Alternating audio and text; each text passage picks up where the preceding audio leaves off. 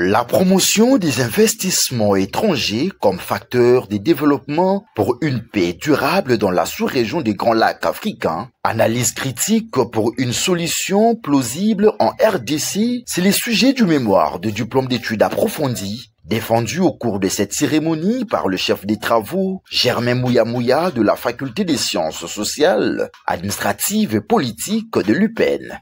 Dans son argumentaire, il a souligné que la sous-région des Grands Lacs africains a toujours été la zone où les violences ont les déçus sur la paix. La guerre de près de 3 décennies que connaît la RDC pose un réel problème de la sécurité des investissements et des investisseurs étrangers. En plus, le chef des travaux Germain Mouya a précisé que les causes de cette méfiance sont multiples, parmi lesquelles se retrouvent l'instabilité institutionnelle, l'insécurité juridique et judiciaire constante, la lourdeur administrative, l'état de délabrement des infrastructures, l'inflation monétaire galopante.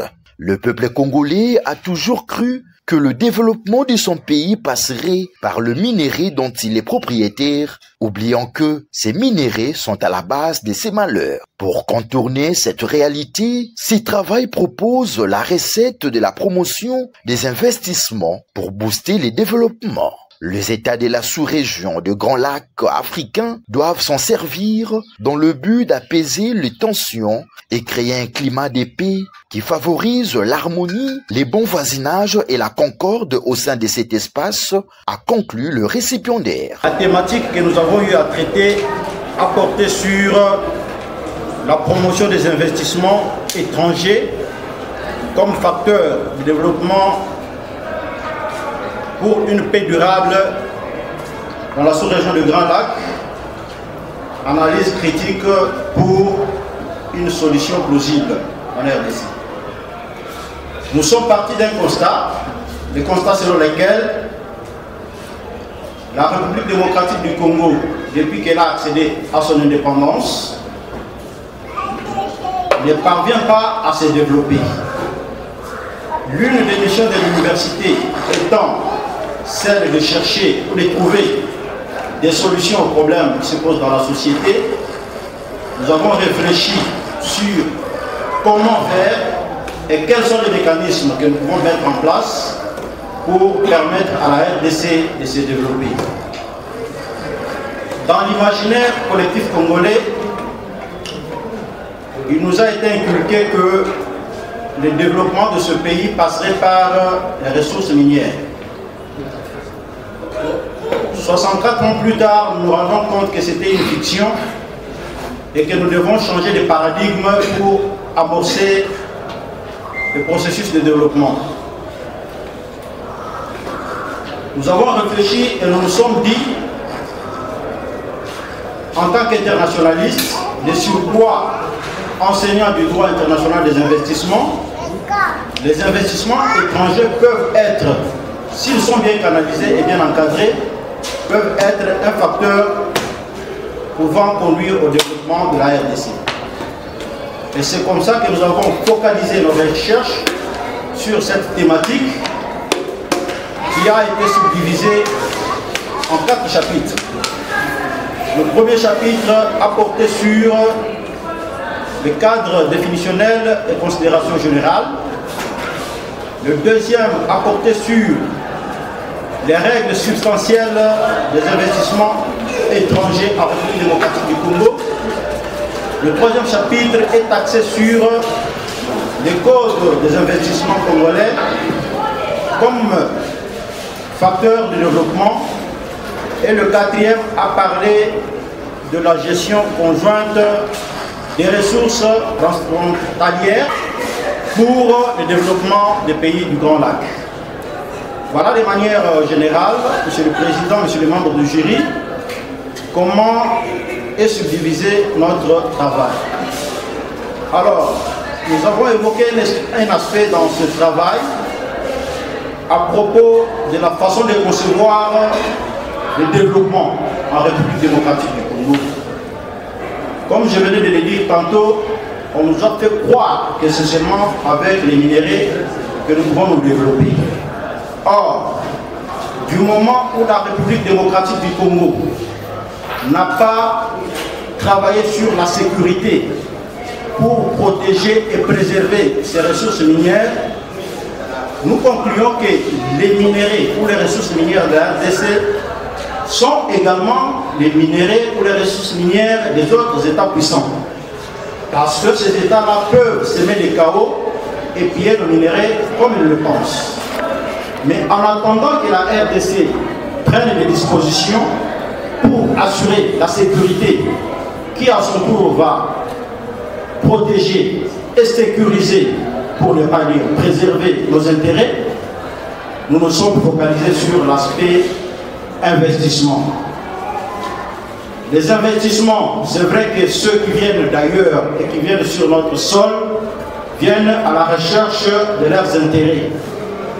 Mais si nous sommes sérieux et si nous canalisons les ressources qui émanent des impôts, des taxes payées par ces investisseurs étrangers, il y a lieu que les deux, le pays ou la République démocratique du Congo puisse amorcer son processus d'abord de l'émergence et enfin du développement. Je ne serai pas très long, monsieur le président du jury, monsieur le membre du jury. Voilà de manière panoramique la synthèse ou la quintessence de notre recherche. Qu'est-ce que vous entendez par le traité? C'est une question naïve, mais je voudrais savoir si vous le comprenez aussi comme moi aussi. Le traité. Un traité, c'est un arrangement ou une convention signée entre deux ou plusieurs parties. Et lorsque nous parlons des parties, ici nous faisons allusion aux États. Dans le cadre du cours de droit international des investissements, lorsqu'il y a un arrangement ou une convention qui se signe entre deux parties, on parle du traité bilatéral relatif aux investissements. TPI en sigle. Alors, mais il peut se faire qu'un investisseur étranger qui désire entreprendre ses activités économiques en RDC puisse se présenter de manière individuelle, sans passer par le canal de son État d'origine.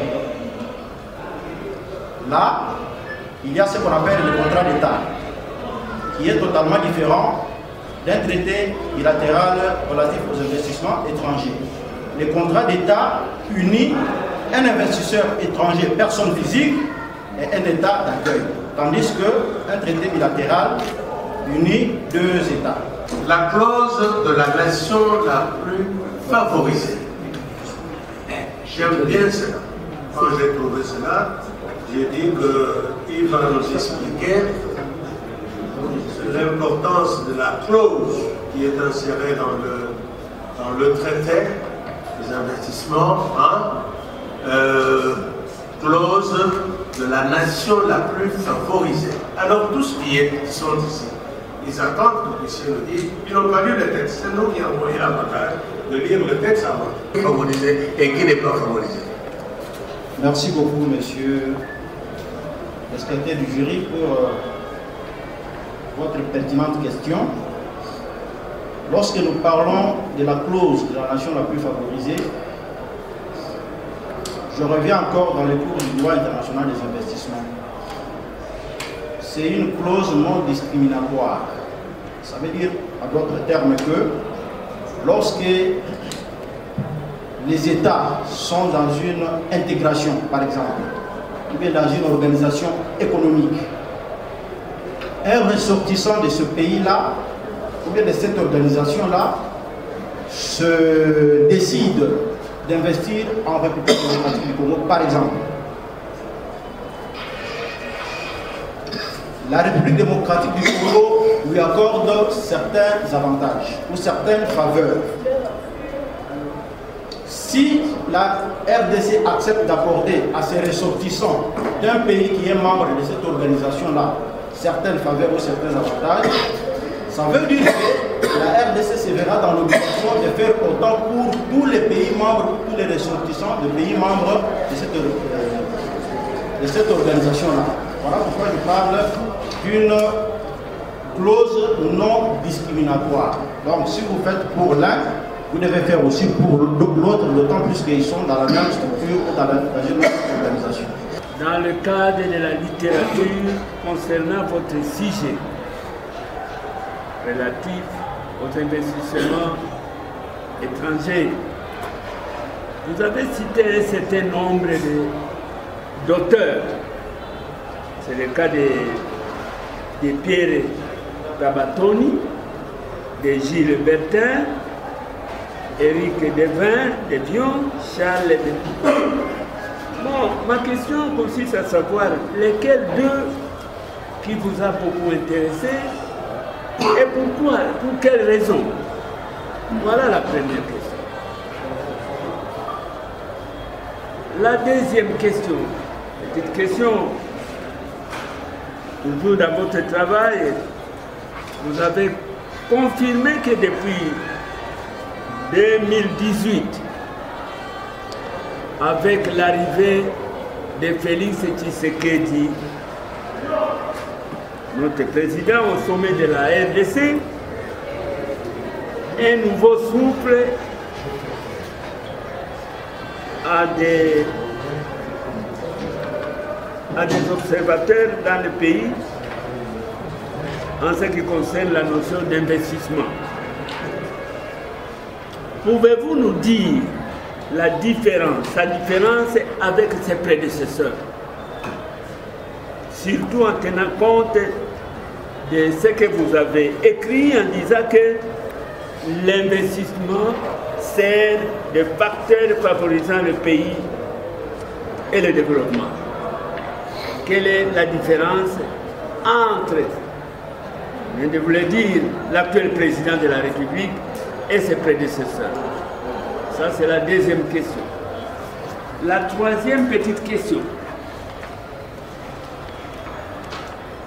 Il vous est arrivé de confirmer qu'il existe quelques pays qui ont réussi à se développer sans ressources naturelles dont dispose la RDC.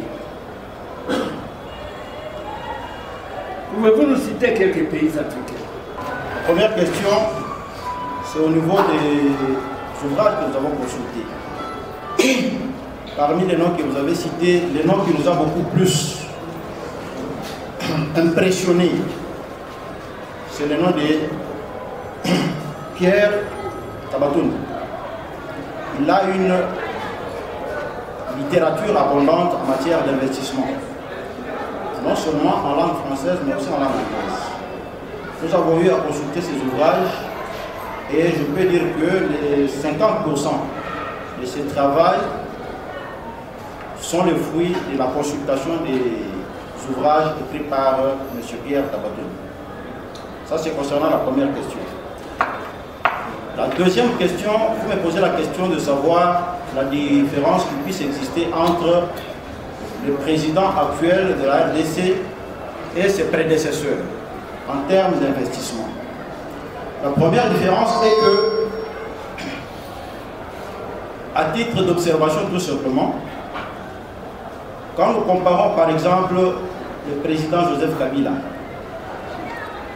et le président Félix Tshisekedi, pour ne pas parler de ceux qui ont présenté Joseph Kabila, on se rend compte qu'il y a un certain souci dans le chef de l'actuel président qui est en train de parcourir le monde, lui-même en tant que président de la République, alors que le gouvernement est l'organe qui peut faire ce travail.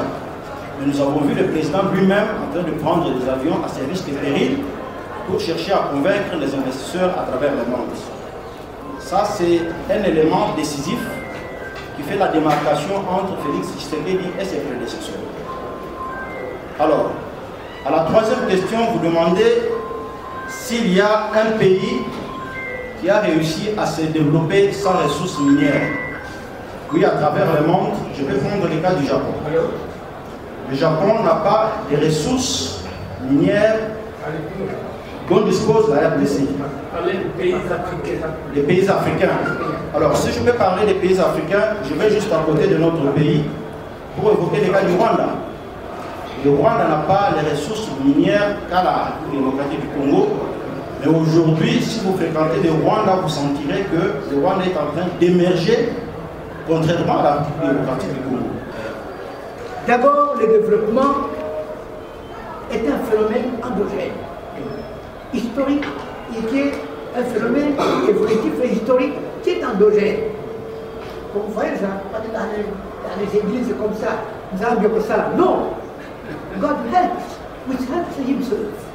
Dieu n'est que celui qui s'aide lui-même. C'est vraiment, n'y croyez pas, n'y croyez plus jamais. Ah oui, ah oui. Donc, ma question est la suivante. Pourquoi préféreriez-vous l'agriculture aux mines? Pourquoi préférer l'agriculture par rapport aux mines?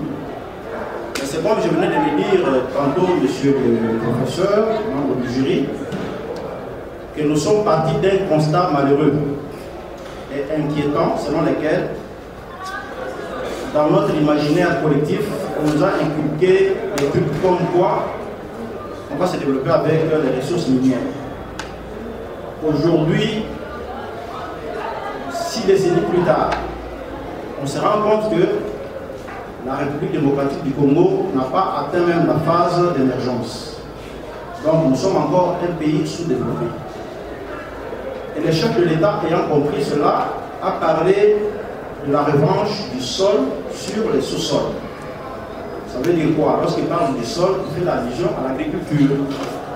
Donc si nous pouvons investir dans l'agriculture, il y a possibilité d'emboîter le pas de la Chine. La Chine s'est développée avec l'agriculture. La Chine s'est développée avec l'agriculture. Bien qu'aujourd'hui, sur le plan technologique, elle a atteint des dimensions un peu élevées, mais elle a commencé avec l'agriculture.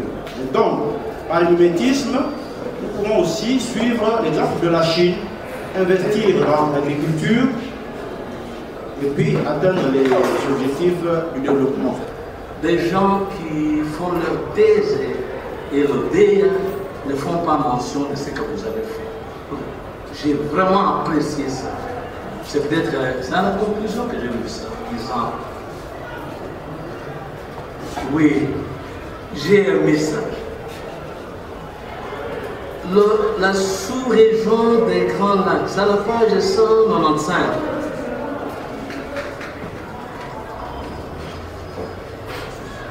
Mais ça ne m'a pas étonné parce que vous êtes parmi les enfants intelligents de la promotion. Je vous connais depuis la 3e année de graduat. La sous-région des Grands Lacs africains a toujours été la zone où les violences ont le dessus sur la paix. Nous sommes partis de ce constat pour explorer les mécanismes qui pourraient être mis en place pour faire cette sous-région, ainsi de suite. La thèse, ça c'est le 3e cycle de votre DEA. Il faut toujours annoncer, je suis parti d'un constat. Je suis sceptique. Je ne sais pas pourquoi j'ai toujours été sceptique je suis très sceptique. Vous savez que depuis le départ de Mobutu, l'ascendant que ce pays avait sur les autres pays de l'Afrique centrale, cet ascendant s'est effondré. Ce qui fait qu'il a créé un grand trou. Et ce trou n'est pas encore comblé. Il y a un vide jusqu'aujourd'hui. L'Afrique centrale n'a pas encore trouvé une puissance nécessaire pour imposer une paix. Puissance impériale pour imposer la paix chez nous. Or, le pays héberge suffisamment de matières premières. Et tous les pays du monde veulent s'emparer de nos minéraux. C'est le samedi que je suis rentré de Bruxelles. Les Occidentaux nous insultent que nous sommes des fainéants. Parce que nous sommes incapables d'exploiter nos richesses. Et nous avons transformé notre pays en un enjeu géopolitique. Et donc nous sommes menacés soit horizontalement, soit verticalement. Mais pas seulement nous, même d'autres pays de l'Afrique centrale. Pourquoi? Parce qu'on n'a pas encore trouvé un remplaçant. Quelqu'un qui est puissant, qui peut imposer ce comportement. En plus de cela, le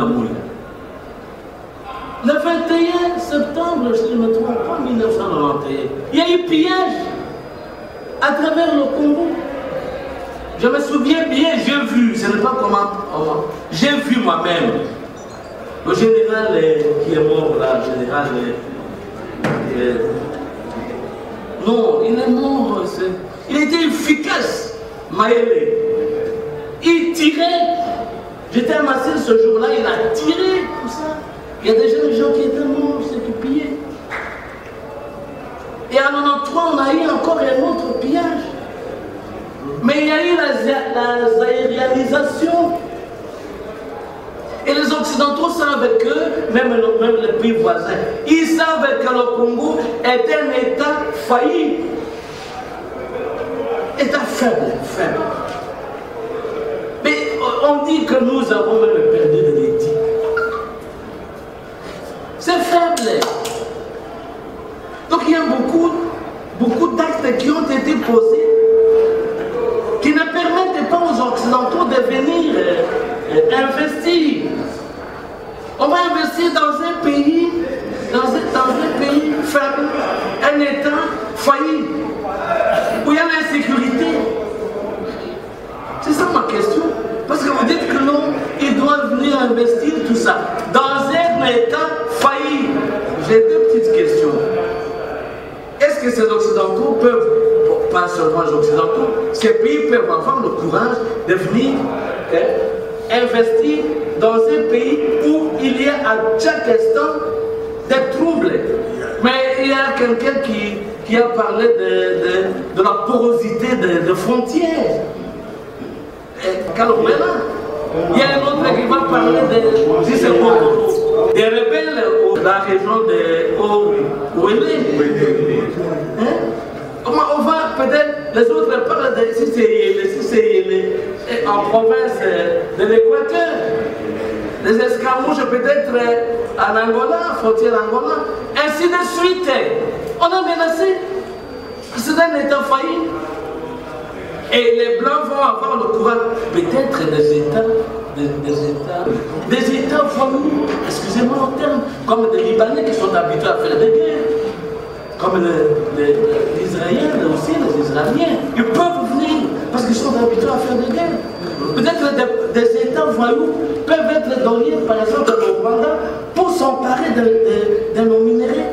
Mais la majorité des pays occidentaux ou des pays africains, asiatiques, ainsi de suite, est-ce qu'ils peuvent avoir le courage vraiment de venir investir au Congo-Kinshasa? Ça, c'est ma première question. Ma deuxième question est la suivante. Le terme développement, là, Marc Poncelet, il a donné cours au Rwanda pendant plus de 10 ans. Rwanda, Burundi. Et il m'a donné le cours de sociologie de développement. Beaucoup d'auteurs mettent en question. Ils disent que le terme développement est un terme creux. Vous savez ce que Poncelet nous disait? Vous, les Noirs ici, vous étiez nus. Et il va brandir les images. Nus. Nus. Mais demain, vous avez importé les habits, les costumes. Vous mangez à la main. Maintenant, vous utilisez la cuillère et la fourchette, ainsi que le couteau. Et vous utilisez la table. C'est déjà, lui disait ça, c'est déjà un développement. Vous utilisez des bâtiments, construction durable. Vous avez importé. Beaucoup d'auteurs disent que, d'ailleurs l'année prochaine, je vais incorporer ça dans le cours de développement. Tout ça. Vous voyez? Donc et puis il dit vous inventez des fusils, des bombes, des bombes qui vont donner la mort aux individus. Le développement par rapport à quoi? C'est par rapport aux Occidentaux. Nous allons suivre le mouvement des Occidentaux pour parler de développement. Le consulat dit, le fait que vous vous habillez déjà, vous étiez nus, vous avez des souliers, tout ça, des cravates, vous importez des tonnes, vous faites des constructions durables. C'est déjà...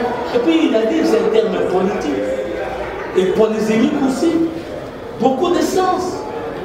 C'est pas quel est le sens que vous utilisez ici, que nous soyons comme des Occidentaux. Si c'est dans ce sens-là, ces Occidentaux parlent aussi que dans tous les villages, il y a de l'électricité.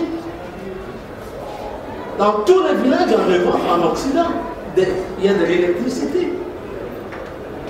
Oui. Et on mange à leur faim aussi. Tout le monde a une télévision pour suivre les informations. Même les petits enfants de 6 ans manipulent l'ordinateur. Et quand la femme met au monde, l'enfant est supporté par le gouvernement. Vous voyez? Et ça c'est peut-être ça par rapport à l'Occident, pour parler de... Nous allons suivre l'Occident pour parler de développement. Vous pouvez me donner même deux petits vols, ou deux petites émissions de l'ANAPI. Même deux petites missions de l'ANAPI.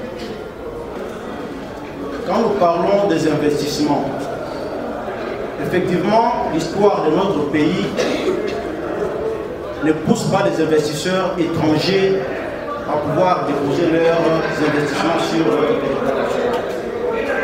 Comme vous l'avez aussi bien évoqué, nous avons connu le premier pillage en 1991, nous avons connu le second pillage en 1993. Sans oublier la zarianisation, où le président d'antan, Ouroudou, a confisqué toutes les entreprises et tous les investissements appartenant aux investisseurs étrangers pour les donner à ses propres collaborateurs. Il n'en a même pas fait les biens de l'État, mais il l'a donné à ses propres collègues, ses propres amis. Et déjà avec une telle expérience, il est difficile de convaincre un investisseur sérieux à pouvoir déposer ses capitaux sur le sol congolais. Car cela ne tient. Le constat est fait et il est amer.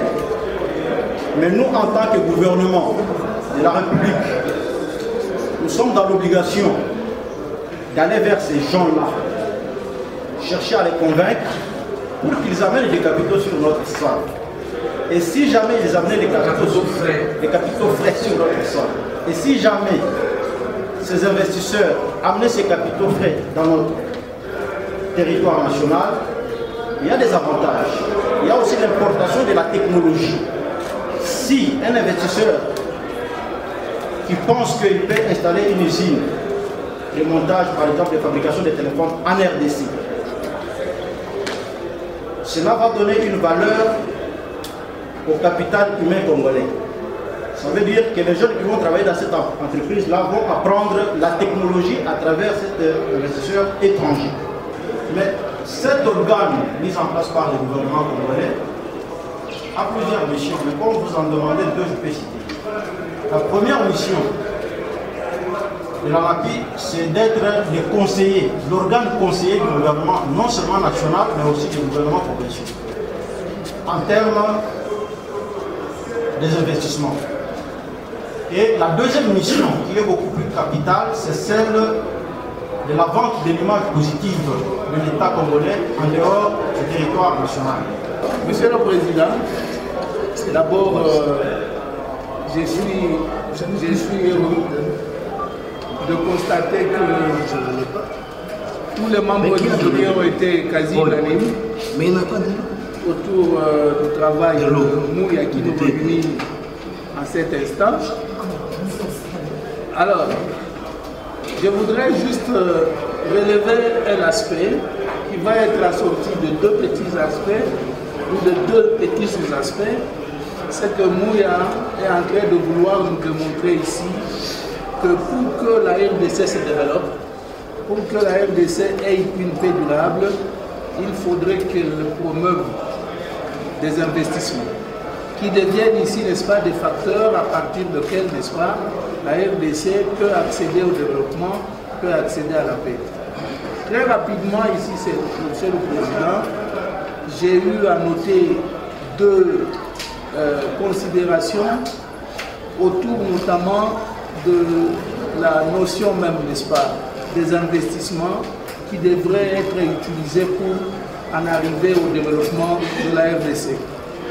Ici, on était en train justement de vouloir souligner le rôle que joue le président actuel par rapport à ses prédécesseurs. Quel rôle il joue dans la promotion justement des investissements. Alors, vous allez vite vous rendre compte qu'à côté de lui, il y a un organe qui constitue la vitrine, n'est-ce pas, de la RDC en matière justement de pouvoir susciter, si pas séduire, le monde des investissements pour venir investir chez nous. Alors, ici, il y a donc une question qu'il faut se poser, puisqu'il y a un lien que Mouya crée ici entre la promotion des investissements en RDC et la paix dans la sous-région.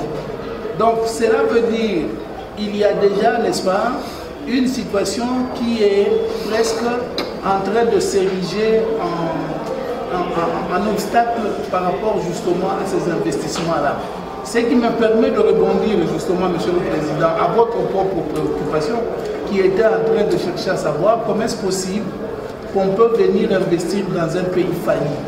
Alors, je suis content déjà, avant même, n'est-ce pas, que je puisse relever des aspects qui peuvent nous permettre d'approfondir cette question-là, que d'entrée de jeu, nous lui-même, n'est-ce pas, réussi à pouvoir donner des éléments qui nous permettront de pouvoir, sur lesquels nous pouvons nous appuyer pour que nous comprenions exactement pourquoi est-ce qu'un investissement est encore utile dans ce pays.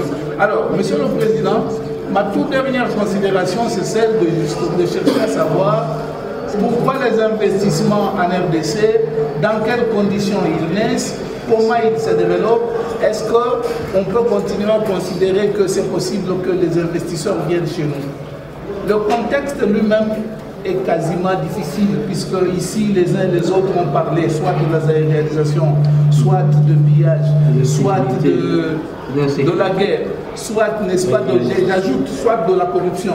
Est-ce que ces événements ou ces phénomènes peuvent-ils permettre à ce que les investisseurs se sentent à l'aise pour venir ici? Je disais que Mouya avait déjà commencé à donner les premiers éléments par rapport justement à ces préoccupations-là. Maintenant, je voudrais considérer que, quelque part, ceux-là même sur qui nous comptons pour qu'ils viennent investir ici, qu'ils viennent nous apporter justement peut-être, notamment, j'allais dire, de la technologie, jouent à la fois aux pyromanes et aux sapeurs-pompiers. Parce qu'il y a ces investisseurs qui gagnent dans une situation, dans des conditions de chaos. Parce qu'ils estiment qu'en y venant par des voies de droit, il est possible à ce qu'ils ne puissent pas gagner autant qu'ils le gagneraient quand il s'agit notamment. Alors, donc vous allez vite vous rendre compte que la sous-région de Grand Lac est celle qui a basculé déjà, voici maintenant 3 décennies, dans une situation de guerre. Et cette situation-là, il a évoqué un pays ici. Quelques-uns parmi nous n'ont donc pas été d'accord avec le pays qu'il y a eu, mais en fait, il faut donc dire qu'en dépit justement de cette autoprotestation, nous sommes tous en train de considérer qu'il y a des pays qui tirent avantage de cette situation. Et vous-même, Monsieur le Président, vous avez posé la question en vous insurgeant un peu que vous constatez un manque de leadership depuis le départ de Mobutu. En fait, il faut donc admettre ici Mobutu et le Zaïre, Mobutu et la RDC Zaïre, si vous voulez, peut-être refusent de jouer au leadership. Ils réunissent tous les moyens Bon, maintenant, ils sont en train de faire face à d'autres qui ont constaté que finalement, comme lui n'est pas capable de pouvoir faire, comme la RDC n'est pas capable de faire ces jeux-là, eux le font. Après le jeu des questions et réponses, mais également la délibération du jury à huis clos, les candidats Germain Mouya a réussi avec la mention la plus grande distinction. Très heureux du résultat, l'heureux du jour a précisé ce qui suit. Ce que le public peut retenir de ce travail est que ça fait 6 décennies depuis que notre pays a accédé à l'indépendance. Le vœu de tout Congolais était celui de voir le pays connaître le développement. Et malheureusement, on s'est rendu compte que ce développement tant rêvé n'a jamais été au rendez-vous. C'est comme ça, nous, en tant que scientifiques, on était dans l'obligation d'explorer d'autres mécanismes pour pouvoir sortir la RDC du gouffre dans lequel il se retrouve. Alors, le focus a été pointé sur le domaine des investissements, parce que dans les collectifs, mémoire collective congolaise, il a été inculqué aux Congolais que le développement peut arriver ne fût-ce qu'avec les ressources minières. Or, les constats faits sur terrain nous démontrent que les minéraux congolais sont en train de nous attirer la foudre sur nous. Et c'est comme ça que nous étions dans l'obligation de changer de paradigme, envisager d'autres pistes de solutions, entre autres celle de la promotion des investissements. Alors, ce que nous recommandons aux décideurs est que ce travail, en dehors du fait qu'il est un instrument scientifique, c'est-à-dire qu'il peut être consulté par nos étudiants, les enseignants du droit international des investissements, il est en même temps un instrument politique. Et donc, nous allons nous battre pour entrer en contact avec les autorités du pays, surtout celles qui sont chargées de pouvoir travailler dans le secteur des investissements, pour voir comment on peut échanger et voir dans quelle optique on peut envisager le développement de notre pays.